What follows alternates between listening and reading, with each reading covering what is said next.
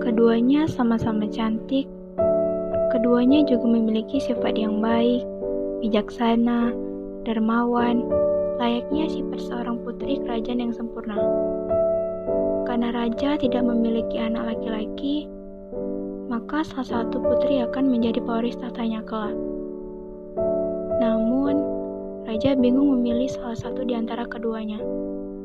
Raja pun memanggil kedua putrinya. Putri pertama ia perintahkan pergi ke selatan. Ada rumah seorang petani putri. Pertama diperintahkan tinggal di rumah petani itu hingga beberapa waktu. Sementara putri kedua diperintahkan oleh raja untuk pergi ke utara kerajaan. Di sana ada rumah seorang pedagang buah. Kedua putri raja menuruti perintah ayahnya. Sang putri pertama tinggal di rumah petani miskin. Ia menyamar menjadi rakyat biasa. Petani bersama seorang istri dan 4 anak tersebut memiliki hidup yang serba kekurangan. Setiap hari sang putri membantu menanak nasi, hingga tangannya yang halus berubah menjadi kasar dan melepuh. Putri juga membantu petani miskin itu menanam labu dan sayuran hijau. Hingga suatu hari seorang pemuda berkuda melewati lahan pertanian milik petani miskin dan merusak semua tanaman. Putri hanya menangis dan berjanji pada petani miskin bahwa ia akan segera memperbaiki semua tanaman miliknya. Saat putri pertama hendak ke pasar, ada seorang pengemis yang tampak sangat kelaparan meminta tolong pada putri pertama. Putri yang kebingungan karena harganya telah habis digunakan untuk membeli makanan, bagi keluarga miskin merasa kebingungan. Ia pun memberikan syal yang melingkar di lehernya. Jualah syal ini. Mungkin ini cukup untuk makan beberapa hari. Ini adalah syal pemberian ibuku yang sangat berharga. Namun, ini akan lebih bermanfaat jika kau gunakan untuk membeli makanan.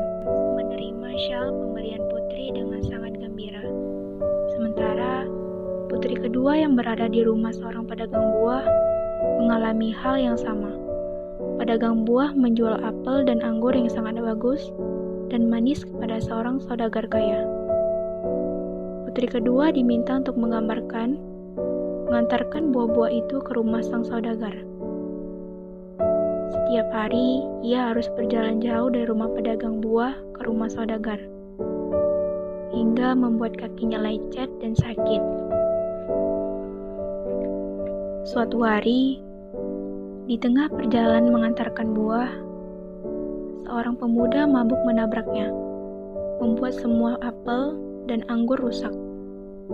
Melihat apel dan anggur yang dibawa putri kedua sudah rusak, saudagar sangat marah. Sebagai gantinya, ia menyuruh putri menjadi pelayan selama beberapa hari.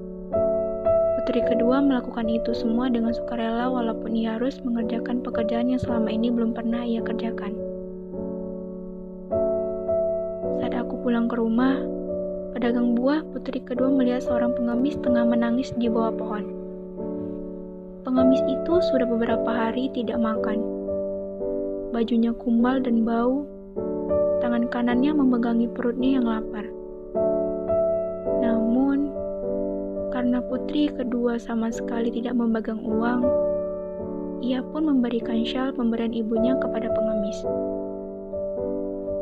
Ia berharap pengemis dapat menjualnya dan membeli makanan.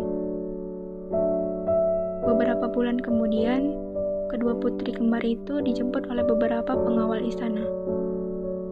Raja memanggil kedua putrinya, dan ia ingin mengatakan sesuatu yang sangat penting.